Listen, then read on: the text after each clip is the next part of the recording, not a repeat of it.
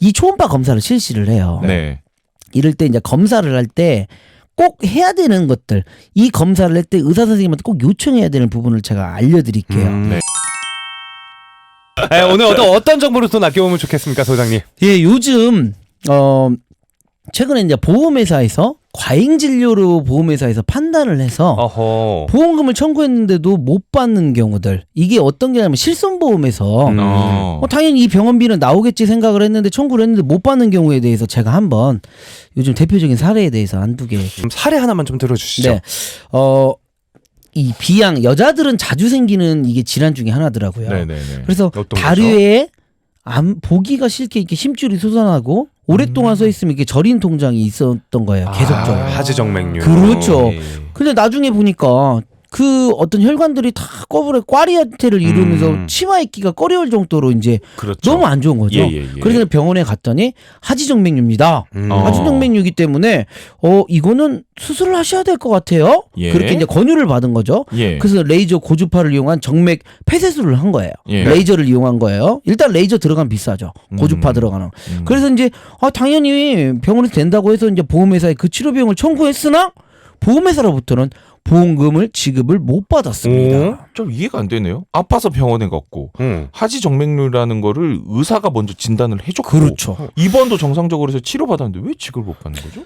그렇죠. 왜 그러냐면 지금 네. 이제 올해 엊그제 막 뉴스에 뜨끈뜨끈하게 떴긴 떴어요. 예. 근데 하지정맥류가 최근 실손보험금에서 5년 동안 한 2배 이상 증가한 걸로 나와 있어요. 이게 약간 과잉 진료의 우려가 된다. 지금 그러면서 이제 약간은 뭐 볼멘 소리도 나고 있고 어떤 뭐 언론 쪽인 그런 쪽에서도 이야기도 나오고 있어요. 이런 하지정맥류 이런 치료를 했을 때 보험금을 받기 위해서는 우리도 보험회사가 원하는 정형화된 행위를 해야 돼요. 뭔가 좀 준비를 해놔야 된다 이런 당연하죠. 말씀이신가요? 예. 준비해놔야 될 게 어떤 게 있을까요? 우리가 이제 하지정맥류 같은 경우는요. 네. 높은 어떤 정맥의 압력이랑 이 와류가 된 이 부분을 위해서 팽창된 약간 표재정맥을 뜻하는 내용이거든요. 네. 그러니까 한마디로 갑자기 다리가 너무 아프고 그러니까 다리에 심장으로 뻗어가는 이 피가 정맥이 이제 이 하지정맥 쪽에 역류가 돼갖고 발생 것 중에 하나예요. 그래서 너무 안 좋은 게 저희 집사람도 있어요. 근데 이제 다리가 심줄이 막 바깥으로 튀어나와서 좀 안 좋게 보이고 네.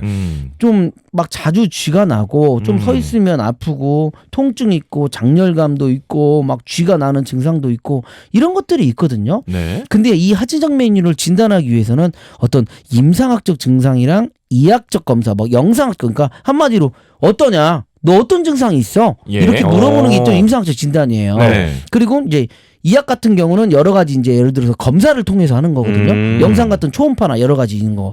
그런데 여기서 진짜 제일 못 받는 것 중에 하나가 뭐냐면 네. 실손보험에서는요. 미용학적 미용 목적으로 수술이나 시술하는 거는 전혀 지급이 안 돼요. 여기까지는 뭐 그럴싸해 보입니다. 그렇죠. 네. 왜냐하면 우리가 하다못해 쉽게 말할게요. 안검내반증이 있거나 안검하수가 왔어요. 네. 뭐 이런 게 왔어요. 눈이 처지기 시작을 해. 여러 가지. 쌍꺼풀 수술이 필요해요. 네. 근데 웃긴 게 뭐냐. 안과에서 하면 실손보험으로 받을 수 있지만 성형외과에서 하면 못 받아요. 그러니까 의학적인 목적으로 정말 잘 보이게 하기 위해서는 그렇죠. 안과고 아니면 이뻐 보이려는 건 좀 성형외과. 그렇죠. 그러니까 이게 미용 목적인 어떻게 하냐 이런 부분에 대해서 받고 못 받고의 차이가 있어요. 그러면 내가 만약에 하지정맥류가 있어요. 그러면 이게 실손보험으로 하고 싶다라고 하면 소장님 말씀에 따르면 치마를 제가 치마를 자주 입는데 이게 다리가 보기 싫어요 이렇게 말할 게 아니라 제가 이게 너무 붓고 자꾸 쥐가 나요 선생님 이라든가 너무 찌릿찌릿 아파요 이렇게 이야기를 해야 된다는 거거든요. 당연하죠. 임상학적 증상을 꼭 제일 중요한 게 이거예요. 이런 임상학적 진단이 있는 거를 의사분한테 꼭 말씀을 하셔야 돼요. 내원경위를. 선생님 하지정맥류네요. 치료합시다. 이래버리면 안 되는 거지.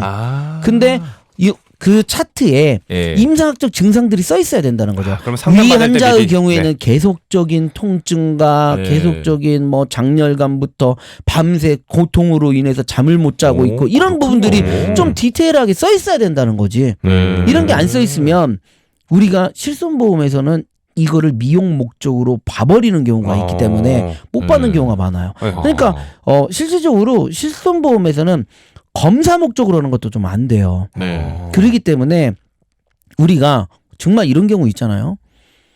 배가 아파서 네. 계속 설사가 나서 네. 이러한 임상학적 증상을 얘기하지 않고 위내시경이나 대장 내시경을 받으면 보험은 못 받아요. 그래요? 그런 임상학 증상 안 써 있고 네. 저 대장 내시경이랑 뭐 위내시경 해주세요? 그러잖아요. 네. 그러면 이제 의사가 그냥 의사 선생님께서 해줄 거 아니에요. 네. 그리고 나서 예를 들어 차트에 초진 차트에 그런 임상학적 증상이 없으면 보험회사는 단순 검사를 위해서 내방한 걸로 생각하고 보험금 면책합니다. 그럼 검사 같은 거 받을 때도 내가 좀 아프다는 걸 적극적으로 얘기를 해야. 그러니까 여기서 제일 중요한 어떤 이 임팩트는 네.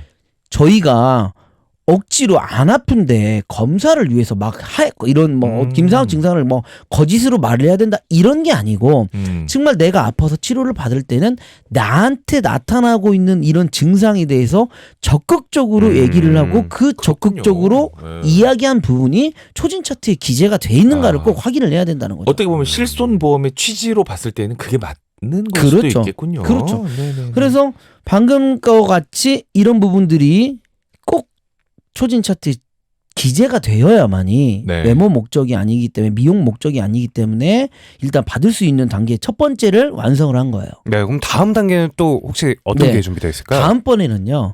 이 수술 적응증에 해당이 돼야 돼요. 수술 적응. 적응증 어렵죠. 네. 이 적응증이란 게 뭐냐면 너는 꼭 수술을 해야 돼. 이 뜻이에요.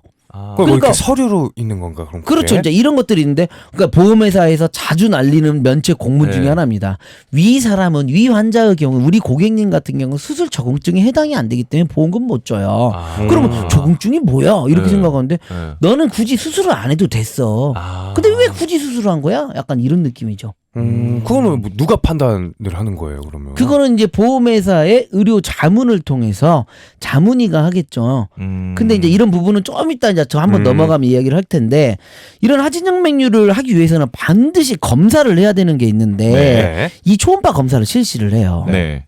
이럴 때 이제 검사를 할 때 꼭 해야 되는 것들, 이 검사를 할 때 의사 선생님한테 꼭 요청해야 되는 부분을 제가 알려드릴게요. 네. 이 하지정맥류 검사를 했을 때는 혈류 초음파 검사를 꼭 시행을 하거든요. 네. 이럴 때 이 기록을 여러 장을 남겨놔달라고 말을 해야 돼요. 그러니까 이 무슨 뜻이냐? 초음파에서 역류하는 방향이 있어요. 네. 그 역류하는 방향을 꼭 체크를 해서 여러 장 측정을 해서 놔주라고 해야 돼요. 무슨 말인가 아셨죠? 네네. 그러니까 하지정맥류 같은 경우는 이런 초음파 같은 거 이렇게 보면 영상이 있거든요. 네. 거기 역류하는 방향에다 커서를 좀 대고 여러 장 기록을 좀 남겨주세요. 이렇게 좀 그럼 뭐 얘기를 해야 그걸 돼요. 뭐 휴대폰으로 찍어가나요? 아니면 아니죠. 뭐 따로 이제 주시나요, 거기서? 거기에서 이제 그거를 이제 남기겠죠. 그러니까 아니면 정 윤무도 우리가 찍어도 되고요. 여러 가지 이런 게 있어야 되는데, 그리고 네. 이게 이제 역류하는 이 시간이 있어요. 네. 정확히 한 0.5초 이상 돼야 네. 받을 수가 있거든요. 음. 보험회사는 또 이걸로 꼰투리를 걸 수가 있어요. 네. 그렇기 때문에 어렵네요. 제가 오늘은 이걸. 정말 어려운 거 알려준 거예요. 약간은 예. 어떻게 보면 저의 노하우죠. 네. 아니 근데 이거는 그 환자 입장에서 보면 네. 병원에서 먼저 이런 것들을 고지해주거나 세심하게 챙겨주면 참 고마울 것 같네요. 어떻게 보면은. 그렇죠. 근데 네. 이게 제가 항상, 그러니까 이건 이제 제 일한데요. 예.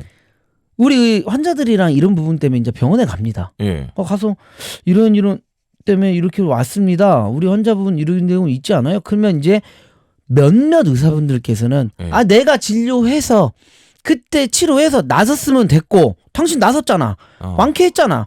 그리고 나는 그거에 합당한 보수를 받았으면 됐는데 내가 그거 당신 개인 보험 넣는 것까지 내가 일일이 이것까지 내가 서로 챙겨야 돼? 무조건 분쟁이 있죠. 그렇군요. 그러면 저는 또 못 참죠. 그럼 이거- 이제 거기서 이제 이렇게 하는데 네. 중요한 건 뭐냐면 그것까지는 바쁘시기 때문에 신경을 못 쓰는 경우가 그럴 수도 많다 이거죠. 있겠네요. 일일이 네. 근데 환자 온다 보험 넣어놨어요?